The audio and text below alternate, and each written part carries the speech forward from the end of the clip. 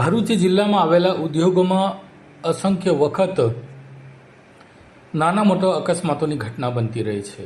ત્યારે આ ઉદ્યોગોમાં બનતી અકસ્માતની ઘટનામાં સૌથી વધુ ભોગ કામદાર બને છે અને તેમાં પણ કામદારનું પરિવાર તેના મોત બાદ નિરાધાર બની જાય છે. થોડાક રૂપિયાનું વળતર તેઓના જીવન નિર્વાહ માટે આપવામાં આવે છે, પરંતુ તે જીવનભર ચાલતો નથી. ત્યારે આવું જ એક ઘટના ગઈકાલે બની.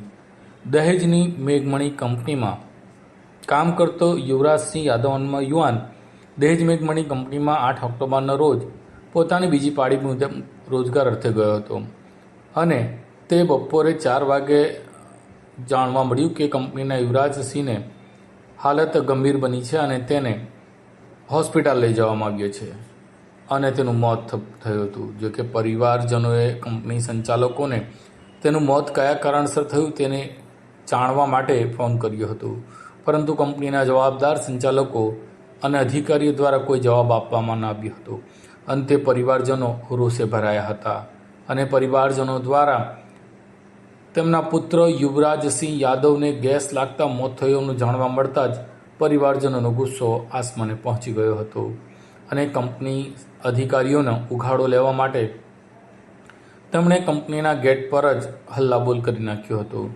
જો કે એકનો એક દીકરો અને જુવાન જોત દીકરાનું મોત થતાં પરિવારના માથે આફત ઊભી થઈ હતી અને પરિવારે પોતાનો દીકરો ગુમાવતા હવે કંપની અધિકારી અને સંચાલકો સામે માંગ મૂકી હતી.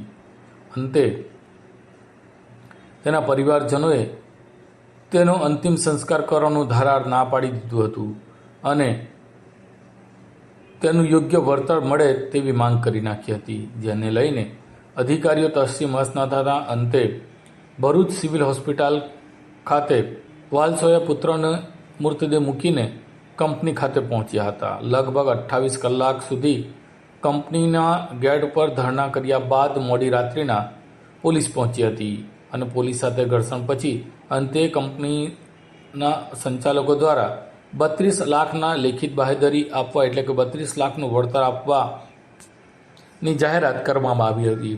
અંતે આંદોલન સમેટાયું હતું અને મૃતક યુવરાજના મૃતદેહને અગ્નિ સંસ્કાર આપવામાં આવ્યો હતો. ત્યારે દહેજની મેઘમણી કંપનીમાં થયેલા કામદારના મૃત્યુને બાદ 28 કલાકની લડત બાદ આખરે પરિવારજનોને 32 લાખનું વળતર મળ્યું હતું.